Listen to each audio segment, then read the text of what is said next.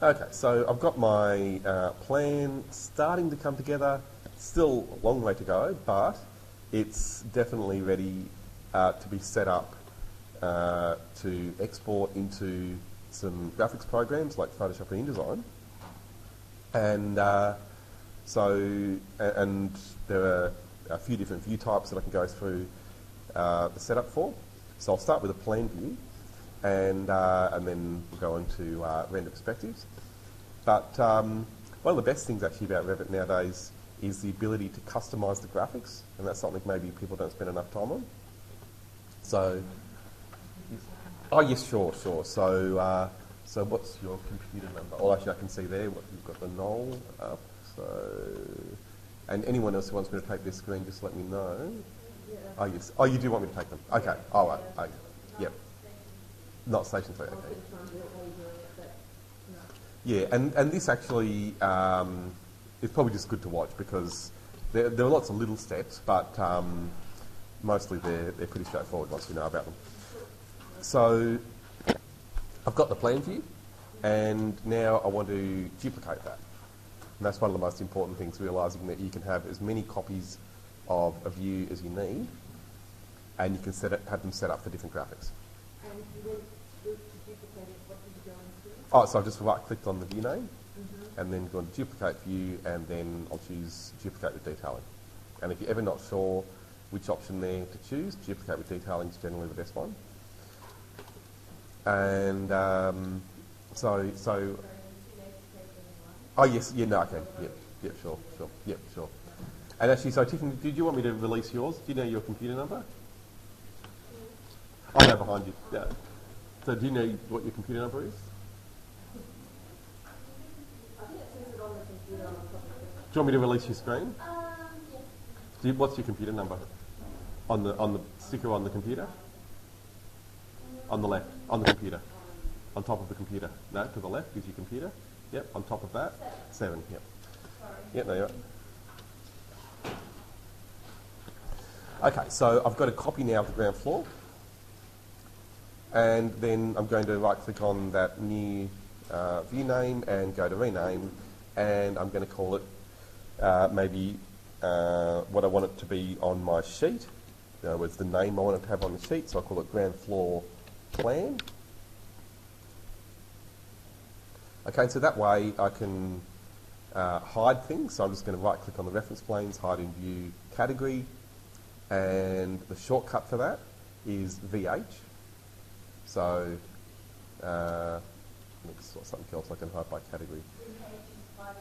Yeah, exactly. Hide by category. That's right. So, so what else have I got here? That's railing. I don't want to hide those. But here, the elevations. So here, I'll just select one of the elevations, and I'll use the shortcut. So it's VH on the keyboard.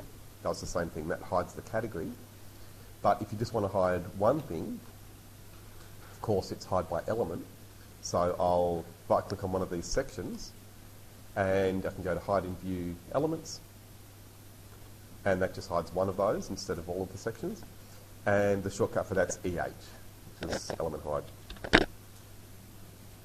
And then I'll bring the other grips for this section in a little bit and just tidy them up, but I want to keep that section there, and that's why, of course, I didn't hide it.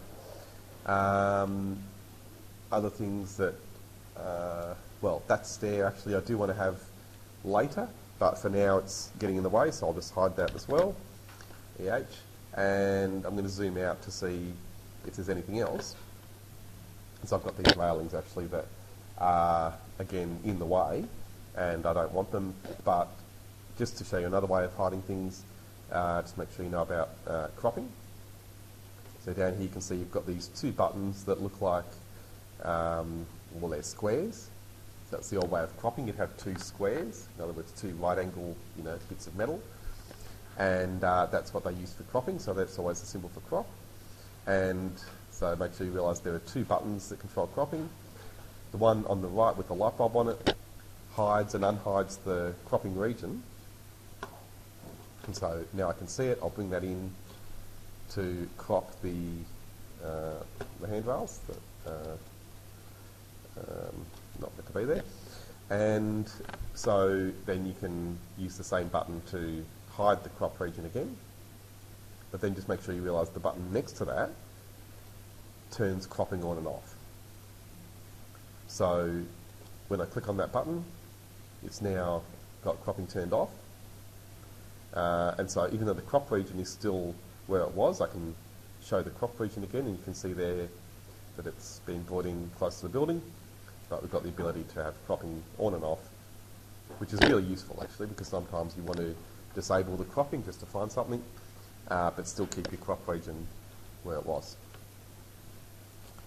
So make sure you can work with those controls, because then when you go to work with a sheet, it uses the crop region to set the size of the view. So I'll go and make a sheet now. So I'm going to just expand my sheets category in the project browser so you can see there sheets all, and it's got the one sheet set up by default, which is, yeah, it's too big, so it's AO, and that's not very useful. Right, so that, and it's got the Autodesk logo, so we don't really want that sheet. So normally you would just delete that sheet. You can right click and then delete. And then now you can see I've still got the sheets all category, but there are no sheets there. So I'm going to right click on that again and go to new sheet. And then I want to get a blank page. I don't really want a title block that's been done in Revit. So I'm going to click load and then browse to the Revit library folder on the P drive. So notice I've got a shortcut for that. You'll need to browse to it if you don't have the shortcut. So up here, P drive, interior design, Revit library. And then in the title blocks folder there, we've got, of course, a lot more title blocks than in the default library. And, oh yeah, now I meant to check the sheet size that it says in the brief, so I don't remember. I normally don't specify sheet sizes. Oh yeah, here, so I've said using chosen paper size. In other words, it's up to you. It just needs to be a standard page size. So it can be AO or A1 if you want that, but it can also be smaller. And if, yeah, absolutely. And for a project like this, it doesn't really need to be a big sheet. So it could be, I think A2 maybe would work pretty well, or even A3. And A3 is good because then you can print them on the laser printers as well as the plotters, and that's always good. But if you want to do bigger, you can. So we've got these, there's A3 metric clean, which has a little bit of title block information. I might just show you that. No, that's just the default library. But you can copy that library and take it with you.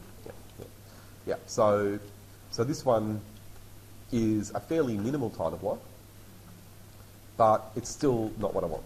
I just wanted to show you that, so if you do want a title block with just a little bit of information, it's not bad, and we can click there and change the details. So this could be, ground floor plan, and oops, and you can put the other details in. So that could be an option for preliminary printouts. You can just print them straight from Revit. So I'll actually go and put the view onto my sheet now. So I'm going to just click and drag now on ground floor plan, and then click again to place it on the sheet. Fits fairly well, or sorry, it just fits, but it's not fitting that well. And so to make it smaller, I of course need to change the scale, which you can do on the sheet. So while it's there, I can click and change the scale in properties. And well, I'll do that. So I'll go to 1 to 100. And it does change, but then the tag you can see is still the size it was. You can stretch it, but I'll show you a good little trick there. I'm going to delete the view just to show you that you shouldn't be afraid of deleting views on a sheet.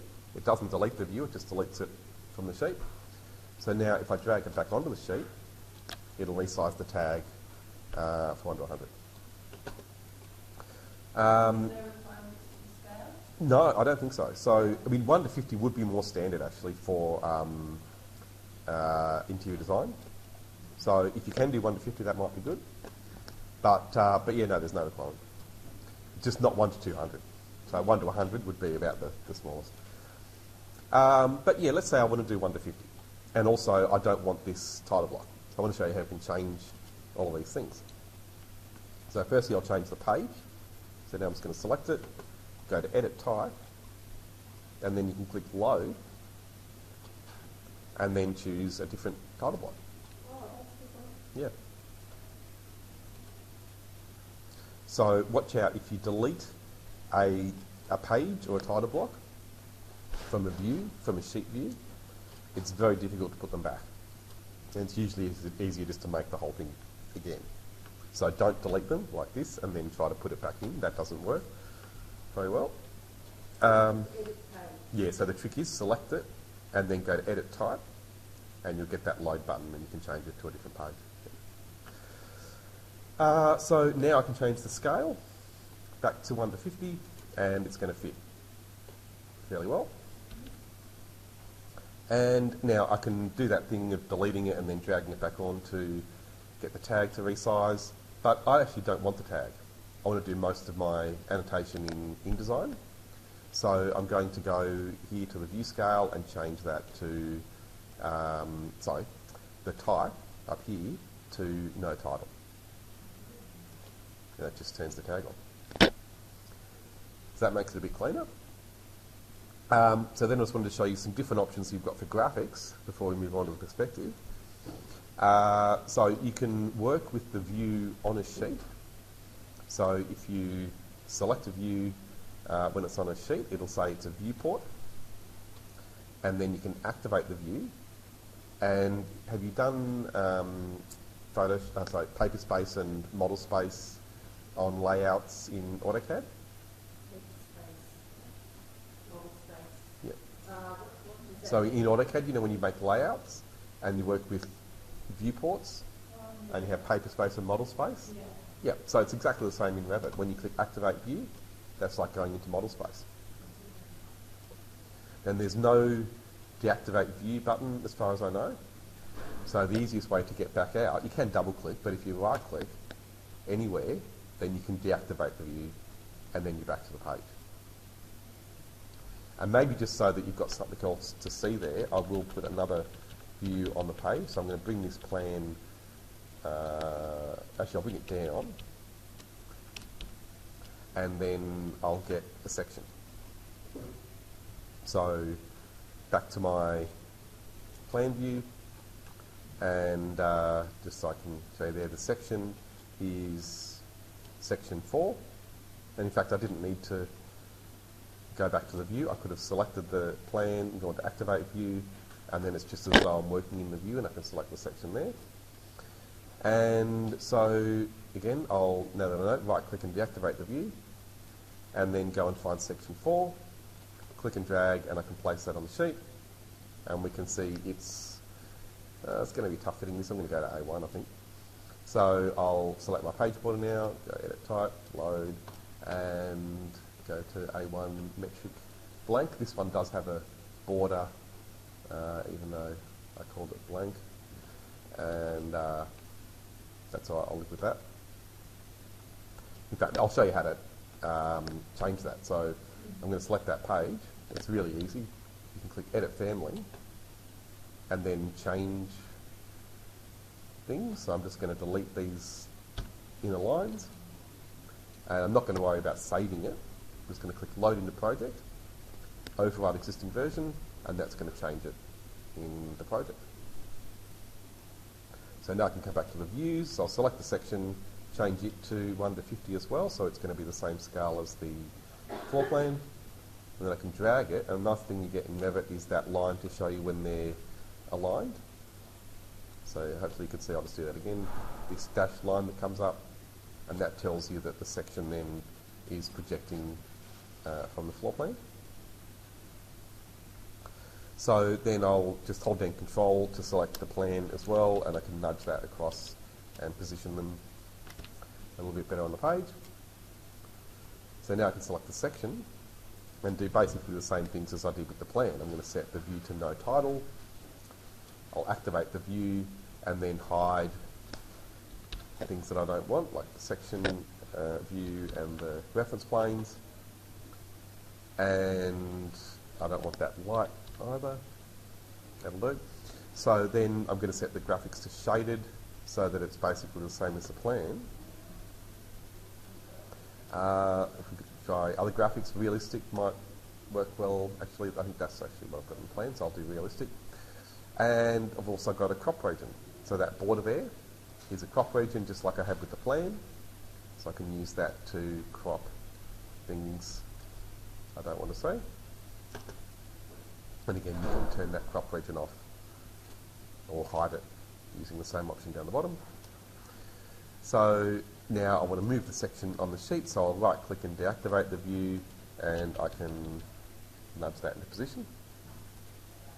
But notice I didn't duplicate the section view. So I duplicated the plan so that I could still have the original plan that has everything showing, and I've got the other copy of the plan that I can use to set up the graphics that I want. But the section I didn't duplicate, and there's a good reason for that. It's because it's the one that's referenced. So if I duplicate it, I'll get a new reference. Does that make sense? And there's no real need to duplicate it because you can have multiple sections with multiple section lines. So it's good practice to duplicate plans, and you can duplicate plans as much as you need to, but it's not usually good practice to duplicate views like sections. And that'll become clearer if it's not already as you do more of that. Okay, so going back to the sheet now, and there's still a little bit I want to do to customise these views and make them graphically a bit closer to what I want.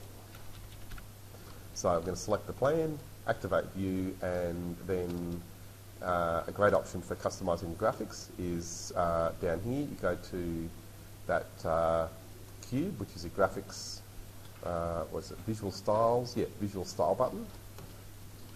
And then you get graphic display options. So a lot of these options you have already. So things like shadows, you can see there when you expand that, you can tick cast shadows. That's just the same as clicking on the shadows button down the bottom. But I want that. And then you get a lot of other options though that aren't on that toolbar. So another great one that people use quite a bit, for, especially perspectives, but it can work for plans as well, is sketchy lines. You want more of a sketchy look, you can do that. And so I'll bring it right out so you can see some really sort of sketchy looking drawing. And so it almost looks hand-drawn. But I'm not going to do that for this one because I want to render it. Then you have the lighting options. So if you think the shadows are too strong, you can reduce the strength of the shadows. So it just gives you a bit of control over the tone. And the sun, you can increase if you want that area that's not in shadow to be brighter. And then you also have the ambient light. So you can use that to increase the overall brightness of everything. Then another one you've got is photographic exposure. So there, I'm just going to tick enable photographic exposure, hit apply, and you can see it's changed again. Now I'm going to go to manual, and I can adjust the slider there, and you can see I've got a really different look to that plan. Yeah, I'm wondering if the ambient shadows are going to do much here. Probably not, no. So I might worry about ambient shadows for now. So you can customise the graphics quite a lot. And then I'll save that. So I'm going to go save as view template. And I'm just going to say graphical shading.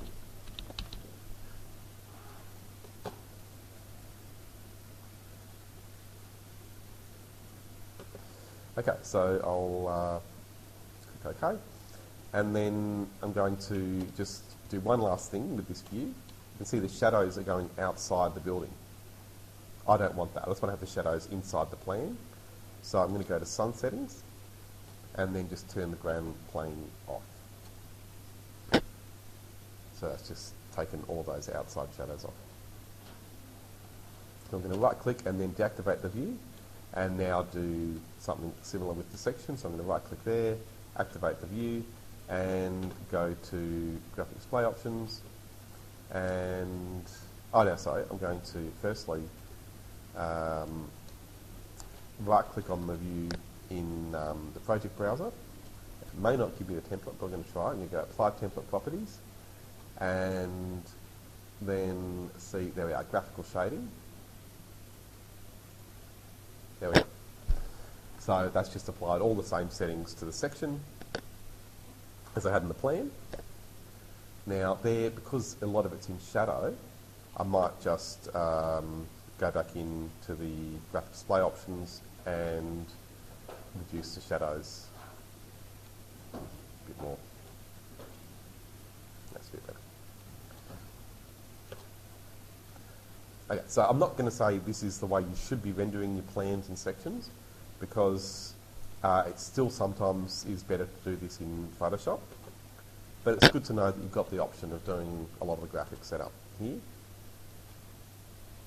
Sorry, what would you be doing in Photoshop? Oh, the rendering. So the other approach, which I will show you, is to take the drawings out as line drawings and then do all of the shading in Photoshop. And that's, Applying materials and everything? yeah, that's right. Yeah, that's right, yeah. And that's a really important technique, because to draw in the textures exactly the way you want them, Photoshop's the best tool, definitely.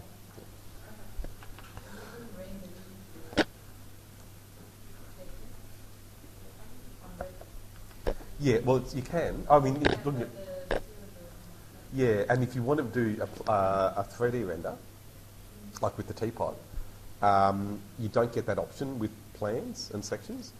So if we go to here, right, there's no teapot. Right, so you only get that teapot with 3D views to do a full render. But you can render you can still render a plan. No. So the trick is, that's right, exactly. You can make a section box. So you can get a view like this, and so I'll duplicate it, and I'll call this 3D plan. And exactly like you said, you can use a section box.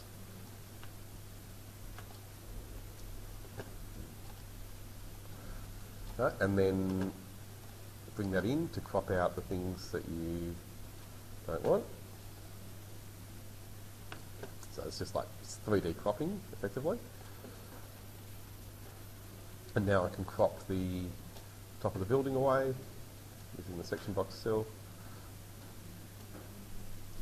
Okay, and then I'll set a top view. So it's just a bit slow, there we are. Just bring that in. So that's what you'd render.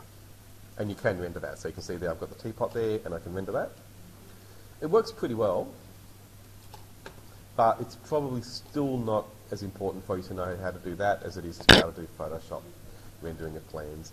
And for interior design and decoration, that's a really standard technique to render with Photoshop, and really important that you're able to do that.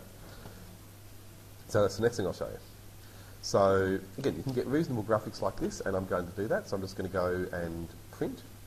So whenever you need to export views from Revit, the technique is that you print.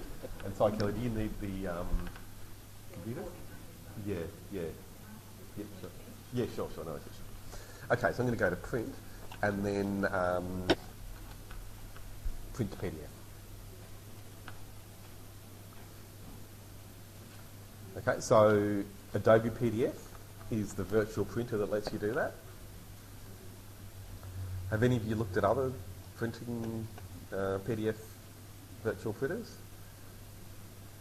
Or had any problems with the Adobe one? Yeah. Because, I mean, you'll do this, as you do this more and more, you'll be using it a lot, and it's not perfect.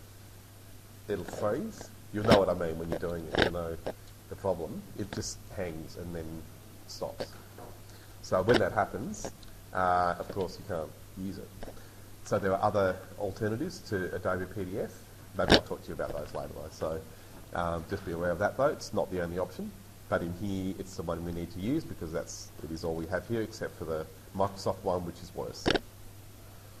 And the Microsoft one only goes to A3 as well. So only use the Microsoft one if you really, really have to. And the Adobe one's alright, it's just not perfect. So anyhow, I've chosen Adobe PDF and then I'll go to Setup and set up my page as you would for printing. Oops, sorry, it's A1, isn't it? So that's the way you need to think about exporting, always from programs like Revit. You very rarely would use the export option. So you might have seen that you can export an image, but it's much better to print because really what we want is the print output. So we print to PDF instead of exporting to PDF or to image format. So that's it. I'll click, oh now notice again I went to Setup. I chose A1 as the page size, but really important that you set zoom 100%. Don't leave it on fit to page, otherwise the scale won't be right. So I clicked OK. This is just a message giving you some information. You don't need to do anything there, you can just close. And then I'll choose where I want that to go. So I'm just going to save it somewhere here. And I'll call it plan section shaded.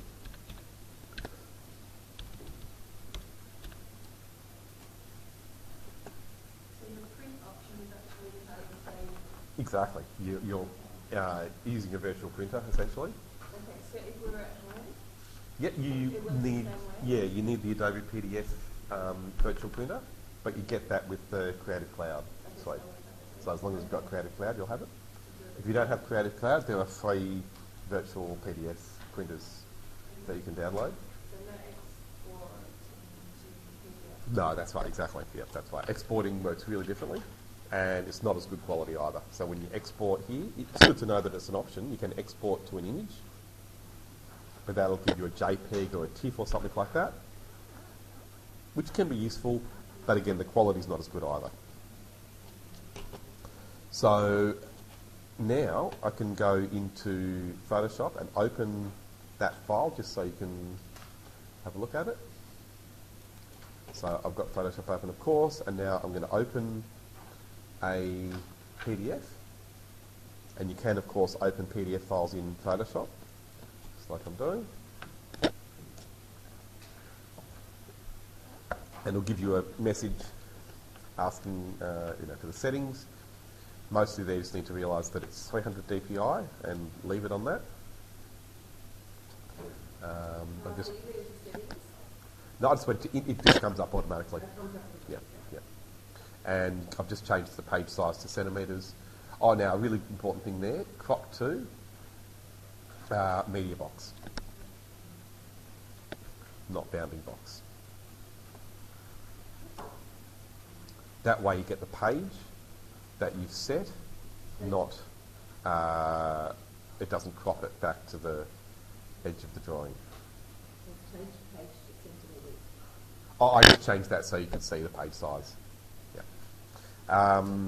So that's basically as it was in Revit. Just compare them. So I'm just going to show you then how we can get line work that you can render. Because again, even though you can get all these good graphic options in Revit, and a nice thing is flooring, which I'll maybe, because we're going to run out of time, I'll show you that later. But I could put nice floorboards in here, and it'd look fairly good coming out of Revit. But again, you will have many cases where you need to render materials in Photoshop. So I'm going to activate this view, and then change the graphics to hidden line. And I'm going to turn shadows off. And I'll deactivate the view, and then do the same thing with the section. So again, just going to turn the view to hidden line, and then again, make sure there are no shadows. And that's really important because we need just the line work. to do this next export. So again, I'm going to go now to print again. Not changing any settings here, it's already done. Click OK. And this will be plan section line work.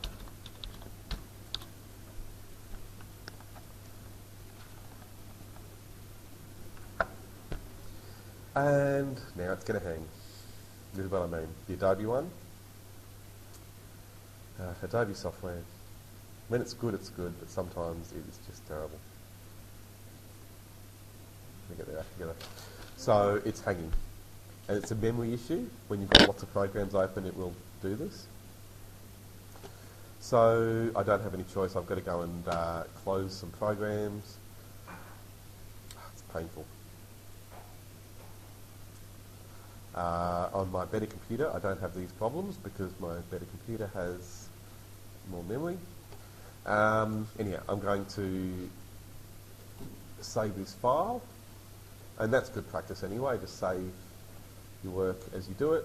And notice I'm saving it in Photoshop as a Photoshop file, PSD. So I can leave the same file name. And yeah, so I'm going to close that and then just close a few other things and see if that helps.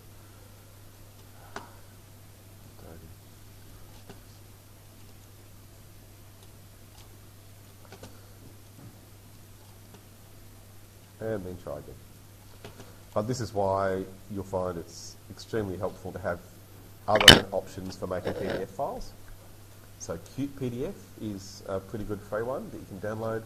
And Qt, yep.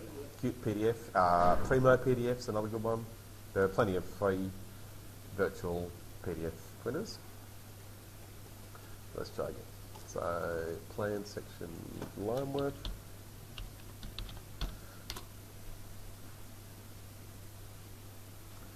And now it's even worse. Such a stupid thing. Okay, so I might close Photoshop. And close Revit and start up again. Yeah, so I'm going to save my file. It's tedious, but because you'll have to do the same thing as me, I'm sure, at some point.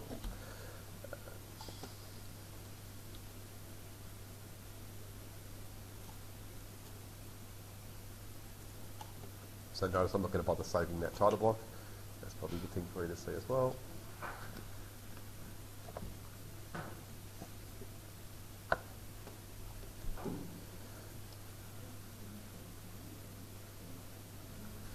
Yeah, it shouldn't be too much longer.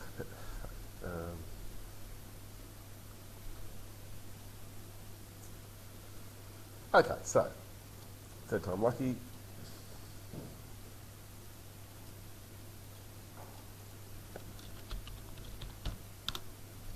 There we go.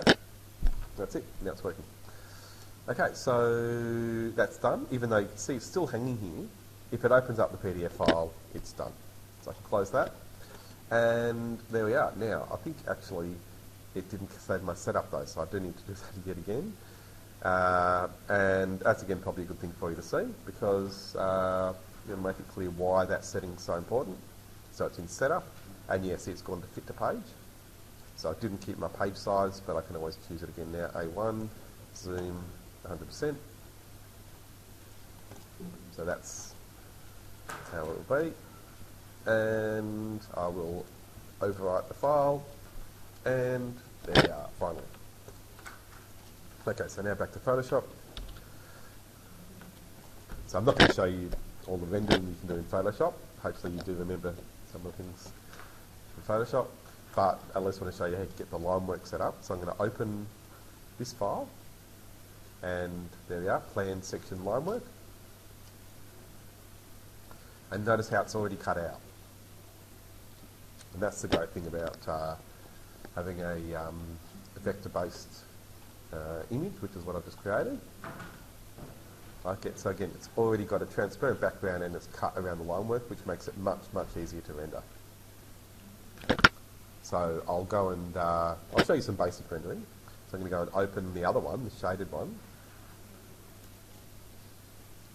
So I can copy and paste. Right, so I'm just going to select all, Control A, or on the menu, select all, and then copy, under Edit, Control C, and then in my file with the line work, I will paste.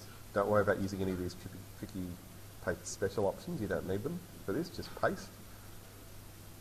And you can see, because I made them with the same same page setup, they line up exactly. But my shading is on top of the line work, so I'm going to drag that underneath. And to keep it organised, I will rename the layers. So I'm going to call this one line work, and then I'll call the other one shading.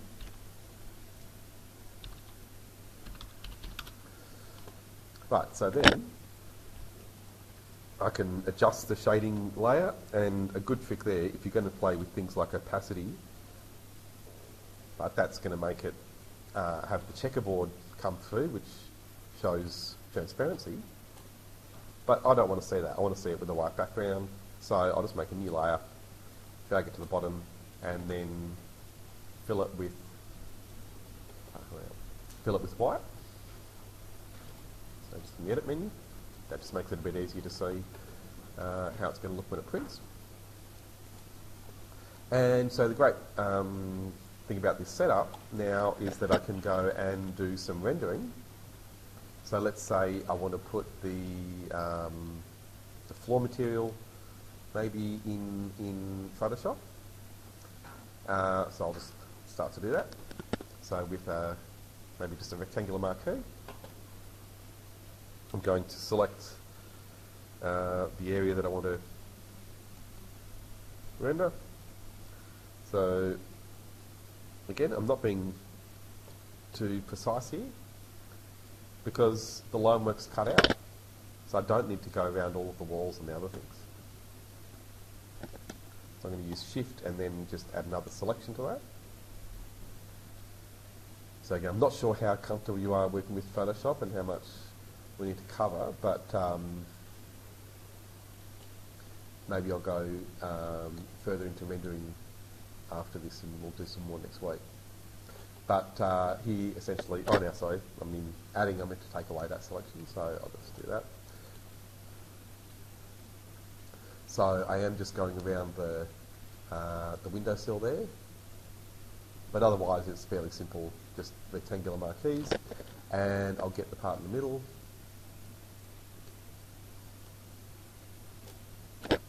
And then I might zoom in just to fine tune this.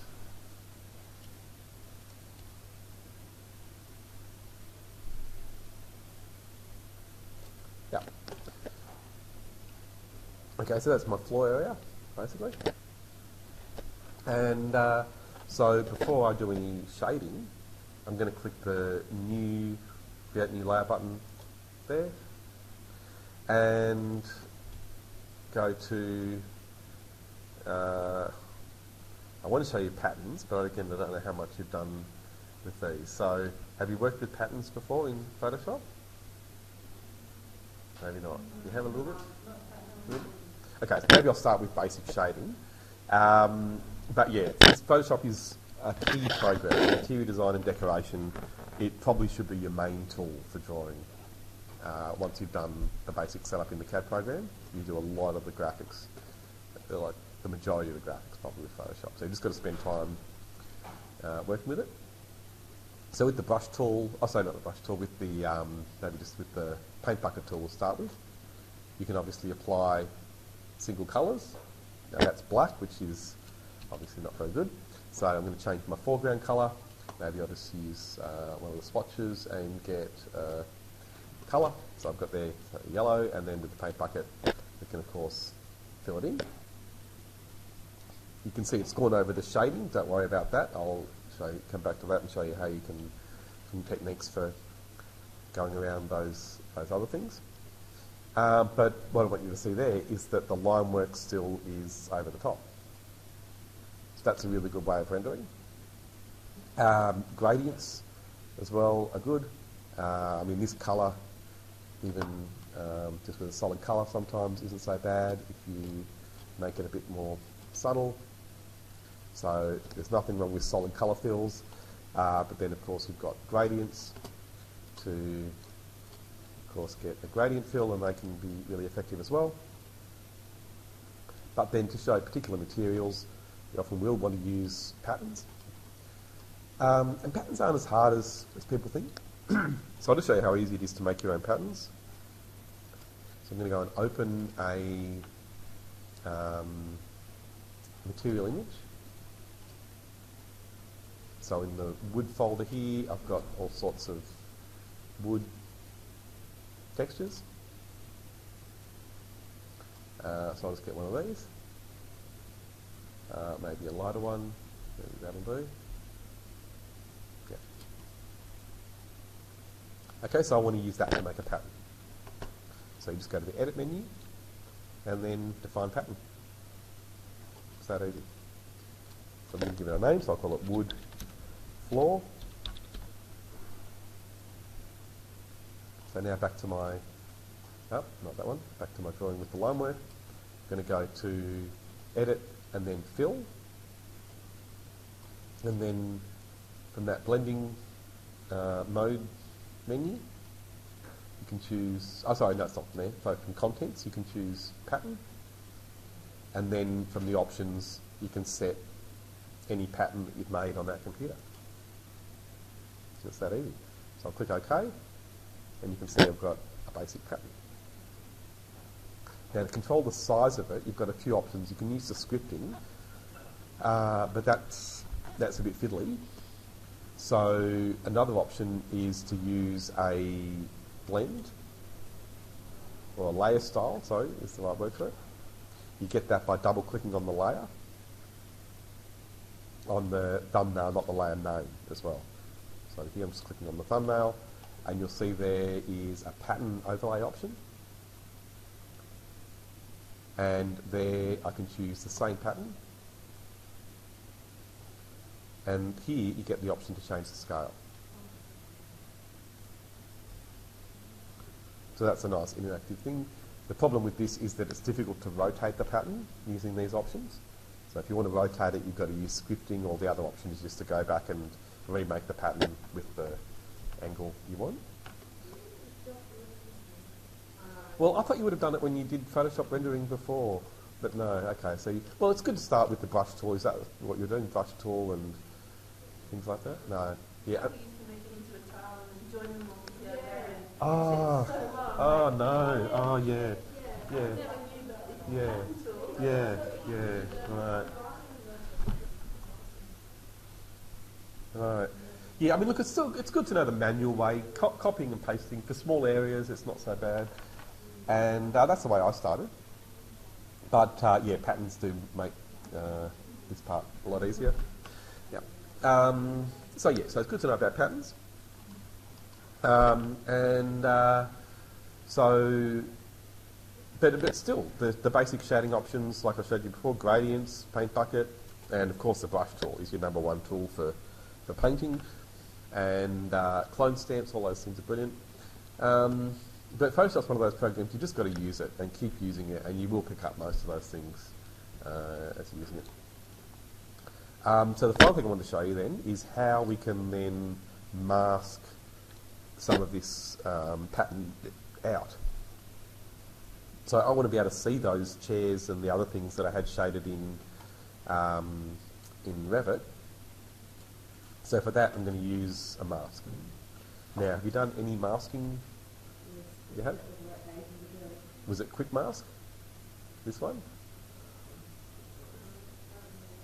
Okay, well, if you haven't used Quick Mask, I actually find it a bit fiddly. It's good for quick masks, but if you're going to be doing a lot with the mask, I actually find it's easier to use the full-blown layer mask. And that's on the layer menu, you've got layer masks. So if you go to Reveal All, it won't change anything, but it will apply the mask over here. So on the right in the layers, you can see it's added this white thumbnail. And then also my colours have changed to black and white. And that's what you want. So you work with black and white typically with a mask. So I'll zoom in and find the area that I want. So just so you can see how a mask works basically, I'll start with the brush tool, and at the moment I'm painting in white. So I'm going to switch those colours over, so now I'm painting in black, and white's my background. And then you can see my brush there is quite small. So we can look at well, firstly the option to change the size. When you right click, you can change the size, and then you can set the hardness there as well. So with a soft brush, we of course get a soft edge. I'll undo that. And so there you can see it's painting in black, which is bringing in what's underneath, just so you can see, so that's that yellow. So that's going to work well, except that my brush is too soft. So I'm going to right click and bring the hardness up to 100%, and then I'll get a really hard edge, which is actually what I want here. And if I get the brush to be bigger, the shortcut to change the size, so you don't have to keep right clicking, is just the square brackets on the keyboard. So you can see there, without too much work, I can mask the floor material away and get what I want underneath. Oops, went too far.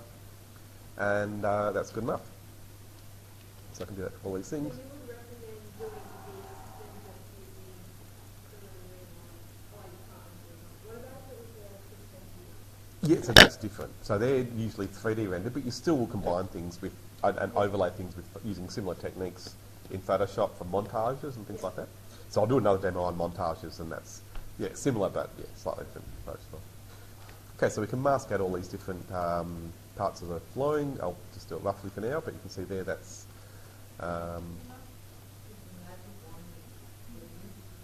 you can, that's right, you can delete, but the problem is that's destructive. Right, so if I clear that, and that's the same as using the eraser tool. So if I delete, I won't do it, but if I was to delete that, it's not working with the mask, I'd have to go back to the flowing layer. If I decide later that that stool moves, then I've lost the material. Whereas if you use a mask, right, so let's say I've done that. So let's say my stool was over here, and then later I realise, oh no, actually it needs to be here. Right, so I can have the mask brought over to there, or the black part, and then go and paint in the floor material by going back to painting white, and then bring back the flooring. So it's that non-destructive editing that, and that's why I always encourage people to set this up fairly early.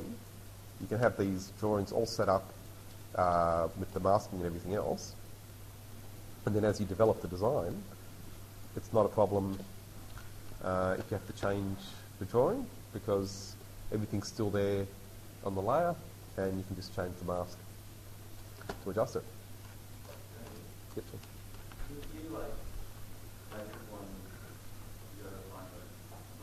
Yes, absolutely. Yes, absolutely. Yes, yes, you can. Absolutely, you can. Yes, yes. Good point. Yeah, absolutely. Yeah. So to do that, you need to be on. It helps to be on the layer that you're trying to mask, or trying to magic wand. So I've gone to the line work layer, and then I'm going to go to the magic wand. Which one's it buried under? It's this one, isn't it? Yeah, magic wand. And then I'll just deselect so it's a bit clearer. And then I'm going to tick or turn off, or make sure sample or layers is turned off. So that way when I magic wand, it's just going to magic wand on the line work layer. Right, so I had to do that to get that selection. But now I'm going to go back to the layer with the mask and select the mask. And then I can either just paint, or even here, or the paint bucket tool, or fill, and just fill with black.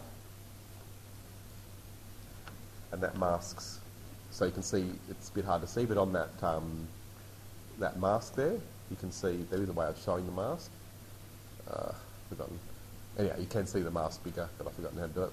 But you can hopefully see there that it's got the little black bits, and that's what we've got here that's masking out that area. Does that make sense? That you can, yeah. Well, okay, so where it's black, it's showing what's underneath, and where it's white, it's showing what's on the layer that has the mask. And that's it. Yeah, and masks, it's a brilliant way of taking things away rather than deleting, all the hard work you've done. So that's it. And so I'll do another demo on working with perspectives. And there you would do more of a montage technique usually, where you're overlaying different photos and other things onto your renders, and it's a bit more photographic approach. But it's good to have this graphical approach, and it's really, really important for interior design and decoration to be able to render graphically like this, particularly orthogonal drawings, plans and sections, and internal elevations. It's critical, actually probably more important than being able to do the graphics in Revit. So as long as you can get loan work from Revit, then you can do most of the graphics in Photoshop, but then it's a bonus if you can get some of the graphics from Revit as well. So we'll go into InDesign later as well, but again, InDesign's almost a bonus, even though it's a requirement in this course that you do use InDesign. I know a lot of people, lots of interior designers I know who did this course years ago and who are out working and I still am in touch with, who do all of their boards in Photoshop because they can and they don't know InDesign very well. And it does the job. So if you need to add text and things like that in Photoshop at this stage, that's fine. But we'll go on to look at InDesign as well. Yeah, so that should do it, I think, for plan and orthogonal rendering, plans and sections essentially. And yes, I'll come back to the perspectives later, but just so you've got some time to try it, I'll finish there.